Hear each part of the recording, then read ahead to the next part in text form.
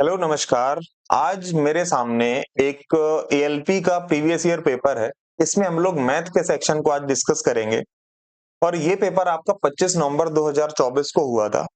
अब देखिए, आप लोग काफी सारे टीचर से पढ़ते होंगे, देखते होंगे कि किस तरीके से पढ़ा रहे हैं वो लोग और आप किस तरीके से पढ़ रहे हैं। बट एग्जाम जब हम लोग देने जाते हैं तो हमें पता चलता है कि क्वेश्चन हमसे सॉल्व ही नहीं हो रहे। तो इस वीडियो में मेनली हमारा ये पर्पस होगा कि एग्जाम में किस तरीके से आपको क्वेश्चंस को सॉल्व करना है, ऑप्शंस का किस तरीके से यूज करना है, यूनिट डिजिट का किस तरीके से यूज करना है। कई बार बिना पेन चलाए भी आपका आंसर आ जाता है, तो किस तरीके से निकालना है। तो आगे बढ़ते हैं, शुरू करते हैं अपने वीडियो को और आई होप आप बहुत कुछ सीख के जाएंगे इस वीडियो से।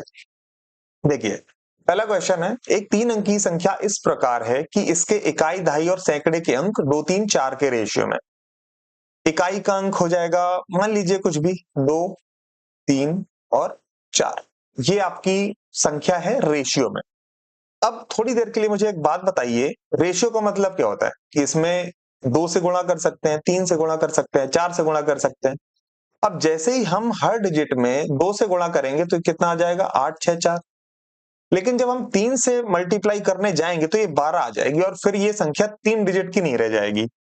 तो या तो हमारी संख्या 432 है या तो हमारी संख्या 864 है। अब ये हम लोग यहां पर जब आएंगे तो हमें पता चल जाएगा, जो डाटा इस 1332 से सेटिस्फाई हो जाएगा वही हमारी संख्या हो जाएगी। थोड़ी देर के लिए हम 864 से ट्राई करते हैं। इस संख्या और इसके अंकों को उलटने पर प्राप्त संख्या का योग 1332 है। संख्या 864 है मान ली हमने, और इसके अंकों को जब उल्टेंगे तो 468 आएगा। इसको थोड़ा सा जोड़िए, 12, 13, 8, 4, 12, 1, 13। ये 1332 हमारा मैच कर गया।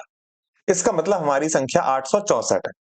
अब पूछा क्या है, 3 अंकी संख्या और इसके अंकों को उलटने पर बनी संख्या के बीच धनात्मक अंतर ज्ञात कीजिए, मतलब डिफरेंस निकालना है। इन्हीं दो नंबर्स का आपसे डिफरेंस पूछा है। तो 14 में से 8 घटाएंगे 6 आएगा और ये आपका सिर्फ एक ऑप्शन में, यही आपका आंसर हो जाएगा। 3 के पहले 25 गुणजों का औसत कितना है। देखिए, आप पता नहीं इस क्वेश्चन को कैसे निकालते होंगे, मैं बताता हूं कि मैं इस क्वेश्चन को कैसे करूंगा एग्जाम में।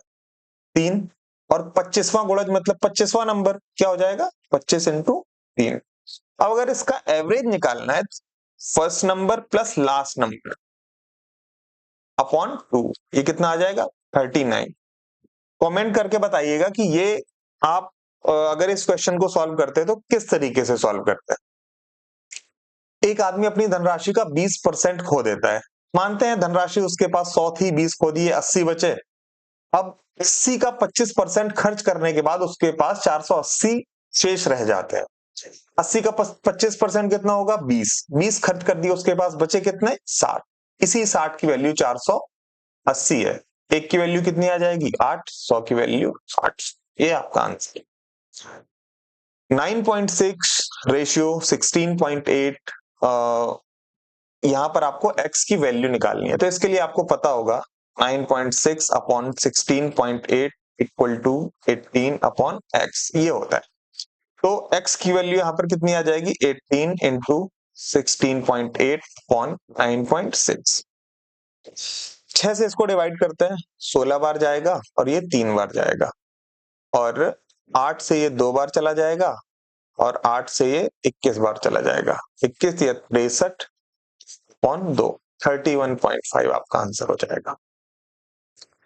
x plus 1 upon x equal to 5, x square plus 1 upon x square की वैल्यू आपसे पूछिए तो आपको पता होगा कि इसका स्क्वायर करके इससे 2 घटा देते हैं, आंसर आपका 23 आ जाएगा। संलग्न चित्र में रेखा आई एल यानी क्या है, रेखा एम के समानांतर है, मतलब ये दोनों आपस में पैरेलल है। तो x प्लस 2y की वैल्यू आपसे पूछी है। तो ये आपको पता होगा कि इन दोनों का सम यहाँ पर 180 होता है, तो ये आ जाएगा 75। और ये 60 है तो ये भी आपका 60 होगा, और एक लीनियर लाइन में 180 डिग्री का एंगल बनता है, तो ये हो जाएगा 120। x आ गया 75, y आ गया 120, और 2y कितना आ जाएगा, 240। 240 प्लस 75, 315, ये आपका आंसर है। दिन के एक विशेष समय पर सूर्य की स्थिति के कारण 6 फीट लंबा आदमी 4 फीट की परछाई बनाता है। एक खंभा है, इसमें क्या लिखा हुआ है, खंभा 36 फीट की परछाई बनाता है, मतलब खंभे की जो परछाई है वो 36 फीट है। इस 4 की वैल्यू 36 है, एक की वैल्यू 9, तो 6 की वैल्यू 54, 54, ये आपका आंसर हो जाएगा। 4% वार्षिक ब्याज दर से 11,000 पर 2 वर्षों में चक्रवृद्धि ब्याज ज्ञात कीजिए। ब्याज प्रतिवर्ष संयोजित होता है, मतलब हर साल उस पर ब्याज लगता है। तो 11,000 का 4% निकालेंगे, कितना आएगा, 440। ये पहले साल का ब्याज हो गया, दूसरे साल के लिए क्या होगा, फिर से 440 होगा, और इसका फिर से 4% निकालना है। इसका 4% जब निकालेंगे तो 16, मतलब यूनिट डिजिट हमारा 6 आएगा, और ये 800 से ज्यादा है, मतलब अच्छा चलिए, अच्छा कैलकुलेट कर ही लेते हैं। 4% कितना, 16, 17, कितना आ जाएगा, कहाँ जीरो लगेगा इसका, 17.6। तो ये 880 प्लस 17.6, तो ये आ जाएगा 897.6। निम्न में से कौन सी संख्या 11 से विभाज्य है? 11 से डिविजिबिलिटी रूल आपने नेटली पढ़ा होगा। तो 4, 1, 5, यहाँ पर जो ऑड, मतलब ऑड और इवन डिजिट्स जो होते हैं उनका सम देखना होता है, और फिर उनका डिफरेंस निकाल लेते हैं। अगर वो 11 से डिविजिबल है तो 11 से वो नंबर भी डिविजिबल हो जाता है। 4, 1, 5, 4, 9, 9, 18, ये आया 18, 6, 8, 14, 2, 16। इन दोनों का डिफरेंस लेंगे, 2 आएगा, और ये 11 से डिविजिबल नहीं है। यहाँ पर देखते हैं, 4, 5, 9, 9, 4, 13, 13, 7, 20, 6, 7, 13, 13, 2, 15, 20 और 15 का डिफरेंस आएगा 5, और ये भी 11 से डिविजिबल नहीं है, ये भी आपका आंसर नहीं होगा। 4, 8, 12, 12, 4, 16, 16, 9, 25, ये आ गया 25, 6, 2, 8, 8, 6, 14, 25 और 14 का डिफरेंस आएगा कितना, 11, और ये 11 से डिविजिबल है, तो यही आपका आंसर हो जाएगा। दो संख्याओं का महत्तम समापवर्त HCF और LCM 7 और 245 है। तो आपसे क्या पूछा है कि इसका गुणनफल, मतलब संख्याओं का गुणनफल कितना होता है। आपको पता होगा कि LCM into HCF equal to पहला नंबर इंटू दूसरा नंबर, ये होता है। तो इसका मल्टीप्लाई कर दीजिए, 35, 7, 28, 3, 31, 15। तो ये आपका लास्ट में 15 इसी ऑप्शन में। एक त्रिभुज की भुजाएं 5, 7 और 10 सेंटीमीटर हैं। त्रिभुज का क्षेत्रफल ज्ञात कीजिए। देखिए, ये एक विषम बाहु त्रिभुज है, इसकी भुजाएं इक्वल नहीं है, तो इसके लिए फॉर्मूला आपको पता होगा, स्क्वायर रूट में s minus a, s minus b, s minus c। अब देखिए, अगर इतना आप लंबा सॉल्व करने जाएंगे तो ये आंसर तो आप नहीं निकाल पाएंगे। अब देखिए, s का मतलब क्या होता है, a plus b plus c upon 2, 7, 5, 12, 10, 22/2। अब एक बात बताइए, ये 22/2 है, मतलब 11, 11 कभी कट पाएगा लास्ट में जाके, मतलब कुछ नीचे ऐसा है जो ये 11 को काट दे, नहीं है, और 11 का मल्टीपल सिर्फ ये ऑप्शन है, यही आपका आंसर है। एक दुकानदार 5% और 4% की क्रमिक छूट देता है, जो किसके समतुल्य है। तो फॉर्मूला आपने पढ़ा होगा, 5 + 4 - 5 × 4 अपॉन 100, 9 माइनस 0.2, तो ये आ जाएगा 8.8%, ऑप्शन सी। एक टैंक में पानी बहता है जिसके आयाम 200 मीटर और 150 मीटर है। पानी 1.5 मीटर और 1.25 मीटर आयाम वाले एक आयताकार पाइप से 20 किलोमीटर पर आवर की स्पीड से बहता है। पानी का स्तर 2 मीटर तक कितने समय में बढ़ेगा। तो टोटल हमें पहले तो वॉल्यूम निकालना होगा कि हमें कितना वॉल्यूम चाहिए। तो वो कैसे आएगा, 200 इंटू 150, और ये 2 मीटर तक हमें चाहिए, तो ये 2। अब ये निकल किस पाइप से रहा है, सॉरी, बह किस पाइप से रहा है, या पानी किस पाइप से आ रहा है, इससे आ रहा है। इसके डायमेंशंस क्या है, 1.5 इंटू 1.25। अब पानी 20 किलोमीटर पर आवर की स्पीड से निकल रहा है, तो पहले तो 20 लिखेंगे, सब कुछ मीटर में है, तो 20 किलोमीटर को पहले तो मीटर में बदल लेंगे, और पर आवर ऊपर आएगा, और 1 घंटे में 60 मिनट होते हैं, क्योंकि हमें मिनट में चाहिए।